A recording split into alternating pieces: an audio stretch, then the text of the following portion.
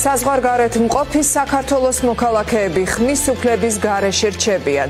გადაწყვეტილება დღეს ოცნების პარლამენტის თავმჯდომარემ შალვა პაპუაშვილმა საგანგებო ბრიფინგზე გამოაცხადა.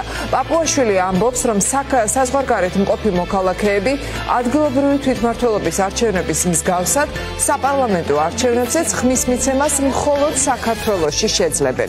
ოცნების პარლამენტი ამ გადაწყვეტილების მიზეზად 2024 წლის არჩევნებს ასახელებს, სადაც ოცნება ოპოზიციასთან გამანადგურებელი ანგარიშით დამარცხდა და ამ შედეგს ახლა იმით ხსნის, რომ საზღვარგარეთ მყოფი ქართველების გადაწყვეტილებაში უცხო ქვეყნის ძალები ერევიან.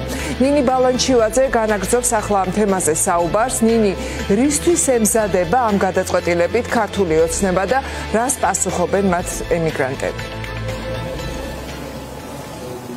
ოცნება პირდაპირ ემზადება იმისთვის, რომ საქართველოს მოქალაქეებს ხმის მიცემის ფუნდამენტური უფლება წაართვას იმ მოქალაქეებს, რომლებიც უკვე წლების განმავლობაში სხვადასხვა მიზეზებით იმყოფებიან ემიგრაციაში. რა არის ამის მთავარი მიზეზი და მიზანი? დღეს ჩვენ კითხვები დავუსვით ოცნების პარლამენტის თავმჯდომარეს, რომლისგანაც მოვისმინეთ პრინციპში ეს ინფორმაცია, რომ დაიწყება ამ ცვლილებებთან დაკავშირებით მსჯელობა პარლამენტში და წლის ბოლომდე უკვე საარჩევნო კოდექსში შევა. ცვლილებები კითხვა არის ძალიან ბევრი, ეშინია თუ არა ქართულ ოცნებას ემიგრაციის და ემიგრანტების ხმების, ვინაიდან ეს უკვე დადასტურდა გასულ არჩევნებზე, მათ შორის 2024 წლის საპარლამენტო არჩევნებზე. არაერთი ძალის ხმების შემდგომ ემიგრანტებმა მოახერხეს ის, რომ 77 უბანზე საარჩევნო უბანი გაიხსნა, საზღვრებს მიღმა 53 ქალაქში და აქ მთლიანად 80%-ზე მეტმა ემიგრანტებისა სწორედ ოპოზიციურ პარტიებს დაუჭირა მხარი და ქართული ოცნება შეიძლება ითქვას, რომ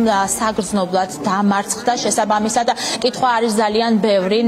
აქვს თუ არა შიში ქართულ ოცნებას ახლა ემიგრაციისა, რომლებიც მათ წინააღმდეგ აპირებენ პოზიციებს. დღეს შალვა პაპუაშვილი ერთადერთი, რასაც გვიმტკიცებდა, არის ის, რომ ეს უზრუნველყოფს იმას, რომ ამ მომრჩეველზე ღია და უხეში საინფორმაციო პოლიტიკური ზეწოლა არ განხორციელდეს უცხოეთიდან. ასეთი არის დღეს ქართული ოცნების პროპაგანდა ემიგრანტების არჩევნებში ჩართულობასთან დაკავშირებით, თუმცა ეს არის შეფასებული უკვე პირდაპირ უარად იმ მოქალაქეების მისამართით ხმის მიცემაზე უარის თქმად, რომლებიც წლების განმავლობაში, მათ შორის 5-6-10 წლის განმავლობაში ვერ ჩამოდიან ხოლმე ქვეყანაში სხვადასხვა მიზეზებით. ეს არის მათ შორის ფინანსური სიდუხჭირე, ქვეყანაში შექმნილი ეკონომიკური მდგომარეობა, თუმცა ქართულ ოცნებაში, რასაც პასუხობენ, ახლა მაყურებელს შეუძლია, რომ ეს ყველაფერი პირდაპირ ეთერში მოისმინოს.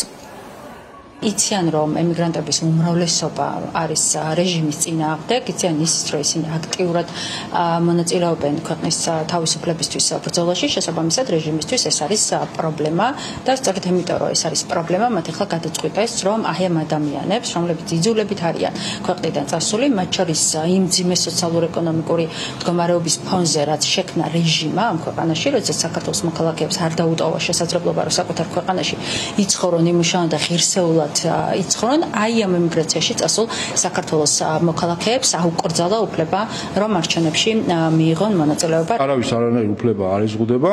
საქმე არის ის, რომ ჩვენ ხედავთ, რომ რამდენად ძლიერი არის სურვილი გარეჩარევისა ჩვენს არჩევნებში და რა თქმა უნდა, საქართველოს მოქალაქეები, რომლებიც იმყოფებიან უცხო ქვეყანაში, არიან პირდაპირ შეიძლება გახდნენ პოტენციური სამიზნე გავლენისა და ჩარევისა ქართულ არჩევნებში, ვისაც ინტერესი აქვს და აქვს სურვილი, რომ პოლიტიკური ცხოვრებაში მონაწილეობა მიიღოს არჩევნების გზით, 4 წელიწადში ერთხელ უნდა დაბრუნდეს საკუთარ სამშობლოში და საქართველოში მისცეს ხმა. საზოგადოებრივ ოდესაც უბნები იხსნებოდა, იქაც იხსნებოდა ძირითადად დედაქალაქში, ამიტომ იმ ქვეყანაში მყოფ საკონსულო დაწესებულებებში, ამიტომ იმ ქვეყანაში მყოფ მოქალაქეებს უწევდათ მათ შორის ალბათ შეიძლება შესადარი გზის გავლა, თუ კი ეს დიდი ქვეყანა იყო, გავლა იმისთვის, რომ მისულიყვნენ საარჩევნო უბნებთან. დღეს შეიძლება ევროპიდან საქართველოში ჩამოსვლა უფრო მარტივი და იაფიცხოს ადამიანისთვის, ვიდრე, არ ვიცი, ამერიკის ერთი შტატიდან სხვაგან დასვლა და ხმის მიცემა. ყველა იქნება ვალდებული, თუ კი გადაწყვეტს არჩევნებში მონაწილეობას, ჩამოგზავნდეს სამშობლოში, აქ კარგად გათვითცნობიერდეს არსებულ პოლიტიკურ მდგენელში, ვითარებაში და აქ მის სამშობლოში, მის ქვეყანაში მიცეს ხმა.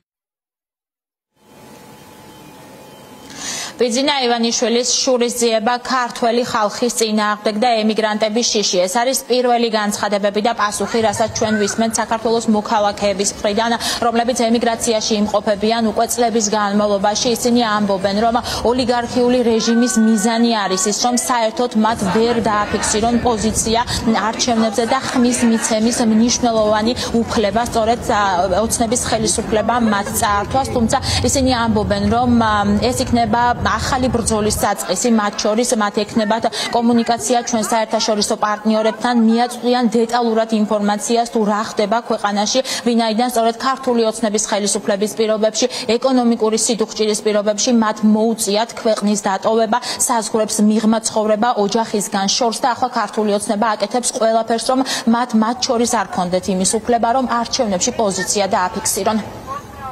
ესაც დღეს საქართველოს არლეგიტიმური პარლამენტის თავმჯდომარემ დაანონსა, არის მხოლოდ მიუღებელი და წარმოუდგენელი. ეს არცერთ ევროპულ დემოკრატიულ სახელმწიფოში არ ხდება.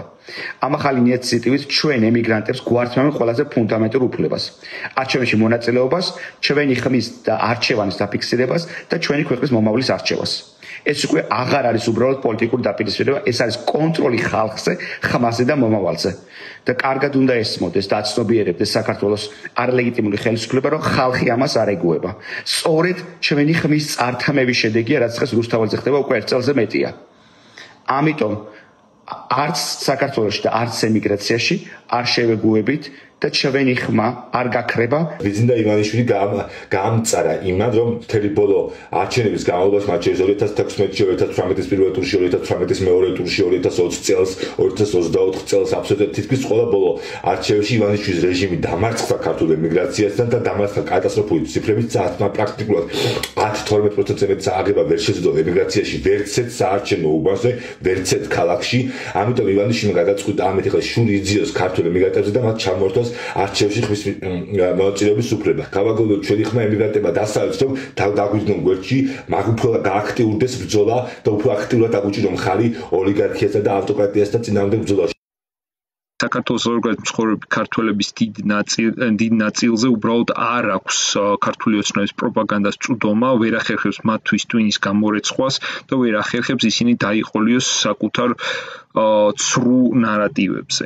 შესაბამისად ემიგრაცია დადის არჩევნებზე და აძლევს ხმას საქართველოს დემოკრატიულ ევროპულ მომავალს. ამის ძალიან ეშინია ქართულ ოცნებას.